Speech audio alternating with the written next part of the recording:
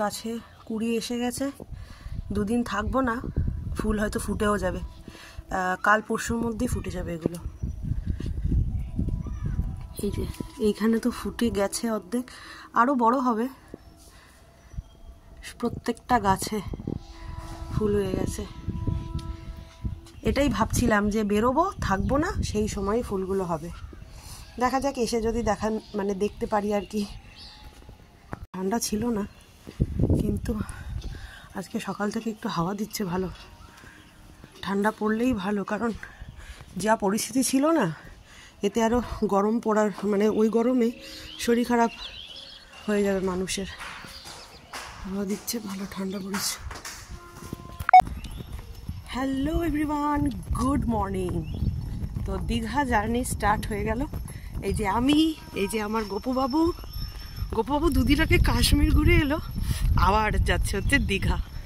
তো এখন বাজে ঘড়িতে 7:05। তো টোটো বলেছিলাম, এত সকাল সকাল কোনো টোটোই আসবে না। হ্যাঁ, তো এত সকাল সকাল কোনো টোটোই আসবে না, তো সেই জন্য মেন রোড থেকেই টোটো ধরতে হবে মনে হচ্ছে যা। আর আমাদের ট্রেন হচ্ছে 7:30টায়। অন্ডাল থেকে হাওড়া যাব, হাওড়া থেকে তারপরে ওই দিক থেকে দেখা যাক বাস হবে না ট্রেন হবে, জানি না। কারণ ওই যে বললাম, পুরো আনসার্টেন হয়ে গেছে ব্যাপারটা। তাই এখন হোটেল কনফার্মেশন হয়ে গেছে, এবার যে করেই হোক গড়িয়ে মিশিয়ে যাবই, এই হচ্ছে ব্যাপার। এই যে ঠেলা গাড়ি দুজন নিয়ে চলছে, ও কিন্তু পারবে না।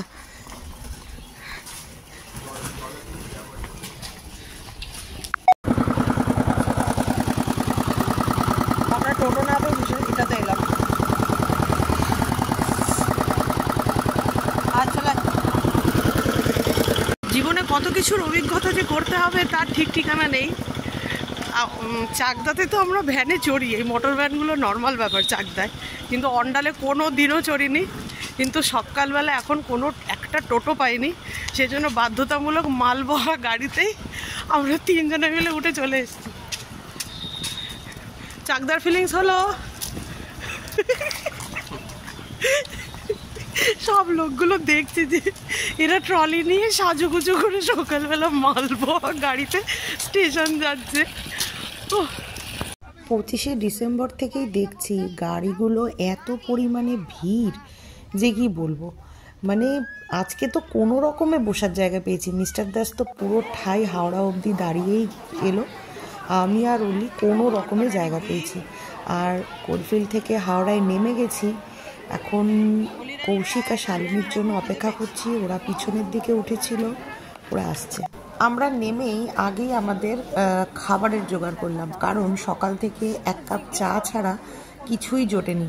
সেই যে বাড়ির থেকে চা বিস্কুট খেয়ে বেরিয়েছিলাম আমরা 4 জনে আর কি, আমি, অলি, মিস্টার দাস, কৌশিক, শালিনী, আমাদের সবারই একই অবস্থা। পেটে রীতিমতন ছুঁচো ডন দিচ্ছে। এখন ঘড়িতে 11:30 বাজে। কোলফিল্ড ঢোকাতে প্রচুর লেট করে দিয়েছে, প্রায় 1.5 ঘন্টার কাছাকাছি লেট হয়েছে। তো সেই জন্য কোনো দিকে তাকাইনি, আগেই পেট পুজোর জোগাড়জান্তি করতে হাওড়া জনহারে এসে গেছিলাম। এখান থেকে খাবার দাবার নিয়ে নিয়েছি। এই যে সব নিয়ে নিয়েছি। তো আমরা হাওড়া নেমে জনহার থেকে সমস্ত কিছু খাবার দাবার নিয়ে নিয়েছি, কারণ এরপর আমরা লোকালে যাব। এই যে পুরো গ্রুপ আমাদের। তো এখন এখান থেকে লোকালে যেতে হবে, কারণ বলেছিলাম আমাদের অবস্থা খুব খারাপ। এখন 11:47 কিছু বলেনি, ওই 14 দেখাচ্ছে। এখন পাঁশকুড়া যাবো, পাঁশকুড়া 14 দেখাচ্ছে। কি জ্বালা, তুই যদি বাজে ভাবে নিস আমার কিছু করার নেই। এই যে আমরা বসে গেছি লোকালে, কিছু বলবে? হরি বল, পায়ে বল। অলিরানি কিনে দেখি শুরু হয়ে গেল থেকে। এই যে গপু বাবু, এইটুকু রোদ লাগবে, কিছু করার নেই। সুপারফাস্ট থেকে লোকাল সবকটার অবস্থায় একই, ভিড়ে ঠাসাঠাসি গুতোগুতি করে যেতে হচ্ছে। যা বুঝলাম এই 25 তারিখ থেকে 1 তারিখ অবধি কেউই ঘরে থাকে না, সবাই ঘুরতে বেরোয়। আমরা হাওড়া থেকে ট্রেনে উঠেছিলাম বলে তাই রক্ষে জায়গা পেয়েছিলাম। যদি মাঝপথ থেকে উঠতাম তাহলে এই লোকালেও আমাদের ঠাসাঠাসি গুতোগুতি করে যেতে হতো। তাও লোকের কথা শুনতে আমরা মানে কথা শুনেই গেছি আর কি। আমাদের যেহেতু বড় বড় দুটো ট্রলি ছিল, মানে আমার আর কৌশিকদের, সেই জন্য ট্রলি দুটোকে ওই সিটের এক সাইডে রাখাতে একটা সিট পুরো জাম হয়ে গেছিলো, তাই জন্য মানুষ বসতে পারছিলেন না, সেই জন্য বেধক গালি দিয়েছিল আমাদেরকে। কি আর করা যাবে, পাবলিক প্রপার্টিতে যদি ট্রলি থাকে তাহলে তো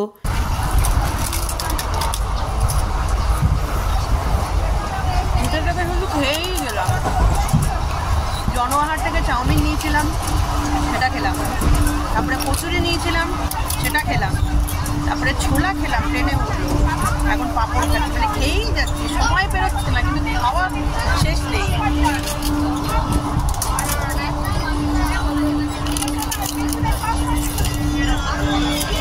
তার মানে বোঝা যাচ্ছে তো যে আমরা কত কিছু খেয়েছি। শুধু গালি খেয়েই আমরা পেট ভরাইনি, হাওড়া থেকে পাঁশকুড়া যেতে গিয়ে যা যা পড়েছে সবটাই মোটামুটি আমরা খেয়ে নিয়েছি। জীবনে এত খাবার খাইনি যতটা না আজকে হাওড়া থেকে পাঁশকুড়ার মধ্যে যা খেয়েছি।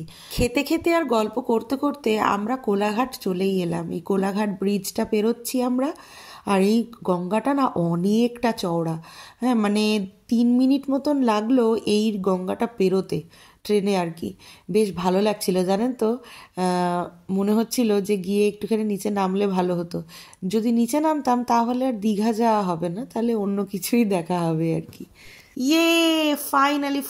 ফাইনালি আমরা পৌঁছে গেছি আমাদের ডেস্টিনেশন দীঘা। আর এই যে আমাদের হোটেল দি পিকিউজ ইন, আমরা পৌঁছে গেছি। আর এই যে আমাদের থোবড়ার অবস্থা দেখুন, দেখে বোঝাই যাচ্ছে যে লোকের গালের সাথে সাথে ওই ছোলা, মুড়ি, চপ, সিঙ্গারা এইসবই জুটেছে, ভালো খাবার কিছুই জোটেনি। এখন হোটেলে ইন করব, তার আগে অনেক কাজ আছে। তো চলুন আমরা হোটেলে এন্ট্রি নিই। একটা সত্যি কথা বলবো, ট্রেনে আস্তে আস্তে না মাঝপথে মনে হচ্ছিল কি ধুর ব্যাং, আর ভালোই লাগছে না, কতক্ষণে এবার বাড়ি পৌঁছাবো, সারাদিনের এত ক্লান্তি। কিন্তু যখনই আমরা দীঘাতে পা দিলাম আর দীঘার আশপাশটা দেখলাম না, তখন কিন্তু ক্লান্তি টান্তি সমস্ত কিছু একদম উল্টো হয়ে গেল, মানে এনার্জিতে ভরে গেল। মিস্টার দাস রিসেপশনে যা ফর্ম ট্রম হয় ওগুলো ফিল আপ করছে, আর আমরা ততক্ষণে একটুখানি রিসেপশনের আশপাশটা ঘুরে দেখছি। এই যে এত সুন্দর করে সাজিয়েছে না, 25 থেকে একদম 3rd কি 4th জানুয়ারি অবধি হয়তো এগুলো সাজানো থাকবে। সত্যি রিসেপশনটা কিন্তু খুব সুন্দর করে সাজানো। শুধু রিসেপশন বলবো না, আমাদের হোটেলটা দারুণ ছিল। মিস্টার দাস আর কৌশিক এরা দুজন মিলে চয়েস করেছিল, সত্যি খুব সুন্দর হয়েছিল। ফাইনালি আমরা পৌঁছেছি। এখানে কিছু হয়তো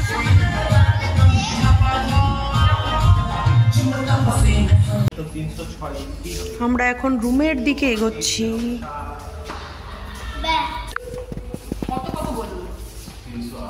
তো বলে দিই, এই হচ্ছে আমাদের হোটেল রুমের এন্ট্রান্স। হ্যাঁ একদম, থ্যাংক ইউ। তো এই হচ্ছে এন্ট্রান্স, এটা হচ্ছে মেন বেড। আর এখানে আচ্ছা, একটা দুদিকে দুটো হচ্ছে বেড টেবিল, আর এইদিকে একটা সোফা আছে। এখানে চায়ের ব্যবস্থা আছে, মিনি ফ্রিজ, আর এই হচ্ছে ড্রেসিং টেবিল। আর এখানে ওই ড্রেস ফেস আর কি রাখার। আর এইটা হচ্ছে বাথরুম। তো অল ইজ ওকে, একদম ফাটাফাটি। আর এই দিকে হচ্ছে ব্যালকনি, এই হচ্ছে ব্যালকনি। ফ্রেশ হয়েই আগেই চা বানাতে বসলাম, কারণ বাইরে যাওয়ার আগে না চাটা খুব দরকার। এত মাথার যন্ত্রণা করছে যে মানে চা না খেলে মনে হয় এটা ঠিক হবে না।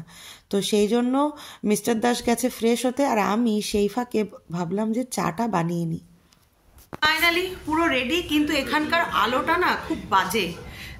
মানে মেকআপটা করেছি কিন্তু পরিষ্কার বোঝা যাচ্ছে কিনা জানি না। আর আর এই যে আমার পুরো ড্রেস, ভেবেছিলাম যে ওয়ান পিস অন্য কিছু একটা পরবো, কিন্তু দীঘাতে নামার পরে বেশ ঠান্ডা লাগছিল, ওই জন্য আর রিস্ক নিলাম না। বাবা ঠান্ডা ফান্ডা লেগে গেলে পরে আরেক কীর্তন হবে, মানে স্টাইল করতে গিয়ে তখন অন্য কিছুই হয়ে যাবে। Mister Das ready, mister Das একটা হাফাতা সোয়েটার পরেছে। অলি কই? আর এই যে অলির পুরো গেট আপ, বাস দারুণ লাগছে। কি কি বল? কৌশিক রেডি, পুরো black black black black black king. চল চল চল।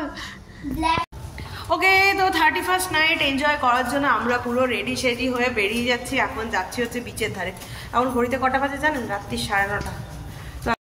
দীঘাতে আমি অনেকবারই এসেছি, মানে অগুন্তি, আমার নিজেরও ঠিক মনে নেই যে কতবার এসে ঘুরে গেছি, কিন্তু 31st নাইটে দীঘা আমি এই প্রথমবার এলাম। এসেই আমি হয়ে গেছি যে এত ভিড়, এই রকম ভিড় আমি যতবার এসেছি ততবার কিন্তু পাইনি। আর আমিও 31st নাইটে এই প্রথমবার এসে এনজয় করছি দীঘাতে। চারিদিকে প্রত্যেকটা হোটেলের সামনেই ডিজে বাজছে, লাইটিং, দারুণ মজা হচ্ছে, কোথাও আবার নাচ গানও চলছে। তো এখন আমরা এলাম একটু বিচের ধারে সমুদ্র দেখতে। সমুদ্রে এখন জোয়ার চলছে, নিচে আর কাউকেই নামতে দিচ্ছে না, তাই দূর থেকেই ভিডিও করতে হলো।